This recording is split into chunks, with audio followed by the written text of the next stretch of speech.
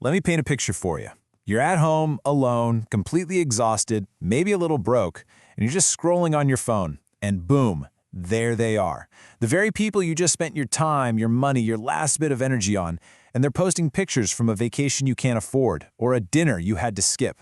If that feels a little too real, you need to hear this. Because that sinking feeling in your stomach, that's not the warm glow of being a good person. That's a warning sign. You're not being kind, you're being taken for a ride. So let's just ask the big question, the one that's probably been bugging you for a while. Is all this kindness you're putting out there a gift, something that actually makes you feel good? Or has it kind of twisted into something else? A self-inflicted curse, where you basically hand people the tools to drain your bank account, your energy, and your self-respect, one little piece at a time. All right, let's just rip the Band-Aid off and get to the core idea from our source material today. And just a heads up, it's pretty brutal. It says that this constant need to help, this thing you've always called being nice, it's not goodness. It's a form of self-deception. It's a con, a mental fraud, where you are both the victim and the one running the con on yourself, convincing yourself to sacrifice everything for people who, let's be honest, probably wouldn't even notice if you were gone. So here's the game plan for today's explainer. We're going to break down this whole idea of stupid kindness. First, we'll diagnose what the trap even is. Then, we're going to look at the two places it shows up most, at work and in your personal life. After that, we'll get to the real, painful reason why this happens. And then, the best part, we'll get to the solution. How to develop a new kind of kindness, one that has thorns. Okay, first up, the diagnosis. What are we even talking about here? What is this invisible trap? It's like you're starring in this sad story where you play the noble hero who sacrifices everything, but spoiler alert, there's no reward at the end. Just nothing. At the heart of this whole thing is this really powerful idea of the foolish candle. I mean, just picture it, right? A candle's only job is to give light, but it has to literally destroy itself, melt away second by second to do it. And that's you when your kindness has no off switch. You burn your time, you burn your money, you burn your mental energy, lighting the way for other people. But here's the kicker. They just walk on by into their bright future, and you're the one who gets left behind, totally burnt out and forgotten. All right, let's talk about where this really gets out of hand. First stop, the workplace. You know, that lovely place where the line between being a team player and being free labor gets really, really blurry on purpose. So, in your head, you're the hero, right? The dependable one, the dedicated team player. But let's get real about the reality here. To the company, to the system that only cares about the bottom line, your endless willingness to say yes doesn't look like loyalty. It looks like a bargain. You're not a hero, you're a loophole. A free resource that cleans up the messes of lazy people, all while saving the company some cash. And we all know how this story goes, don't we? It starts small.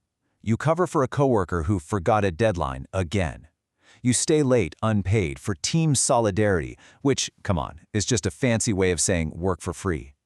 You operate under this beautiful little fantasy that if you just keep your head down and work hard, someone will notice, but they won't.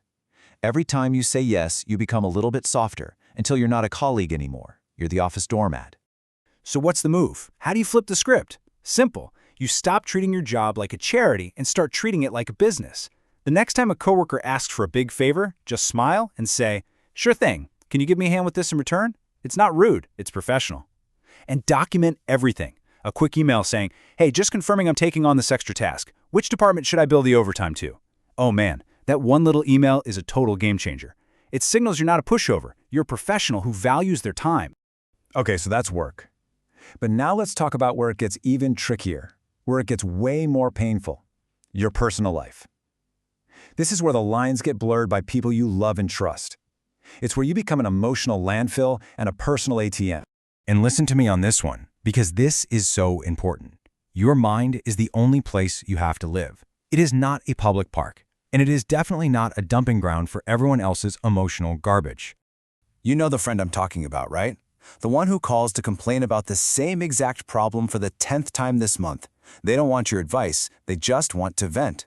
So they dump all their negativity and drama into your head for an hour. Then they hang up feeling so much better. But where do you think all that negative energy goes? It stays with you. They get the relief, and you get left with the emotional trash. And it's not just your emotions they're draining, it's your wallet. You're trying to save, cutting back on things you enjoy. Meanwhile, your friend who's always posting their fancy brunch on Instagram needs to borrow money again? You are literally funding their highlight reel with your real-life sacrifices. Let's just call it what it is. That's not a friendship. That's you being their personal ATM. So here's what you do. Here's your armor. I want you to memorize this line. Practice it in the mirror. The next time the request for money comes, you take a breath and you say firmly, "Sorry, I'm also bleeding financially. I can't help." That's it. End of story. Don't explain, don't make excuses, don't say maybe later. It's a full stop, it's a closed door. So we've seen the what. Now let's talk about the why. Why does this keep happening over and over again? Well, to figure that out, we have to dig down and get to the real root of the problem. And it's actually pretty simple. And here's the big reveal, okay? The problem has never been that you're kind. Kindness is a superpower. The problem is that you are always available. 24/7, no appointment needed. You're like a free, all-you-can-eat buffet that never closes. And what happens to things that are always free and always available? People stop valuing them. It all comes down to basic economics, supply and demand. Think of it like this. Diamonds are crazy expensive, not because they're useful, but because they're rare. Water is essential for life, but it's cheap because it's everywhere. Well, the exact same principle applies to you. When your time, your energy, your help is always on tap. When the supply of you is endless, your value, in other people's eyes, drops to zero. If you want to be valued, you have to become a little more scarce. And here's the really tough pill to swallow that comes with that. When people know you'll always answer, always say yes, always be there, you don't become their priority. You become their backup plan. You're not option A, you're the person they call when option A, B, and C are busy. You're not their first thought, you're their last resort. Okay, that was heavy, I know. We've been through the muck. But now we get to the good part, the most important part, the solution. It's time to stop being the victim in this story. It's time to change the script.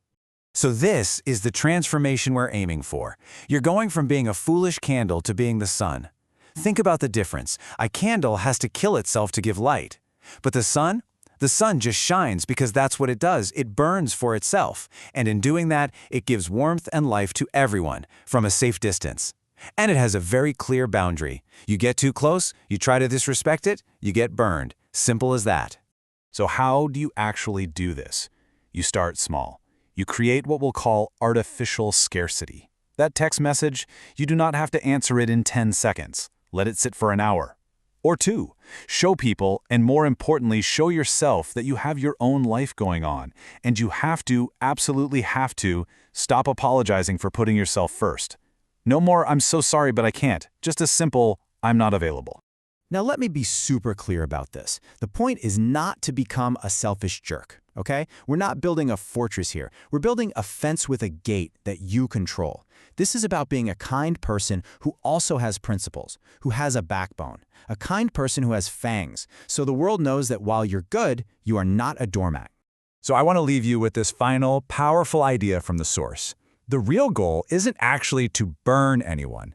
It's to build a life that's so full, so bright on its own, that the right people are naturally drawn to your warmth. And the wrong people, the users, they just can't stand the heat, so they stay away. So really, it all comes down to a choice, doesn't it? Are you going to keep being that foolish candle, or are you ready, starting today, to become the sun?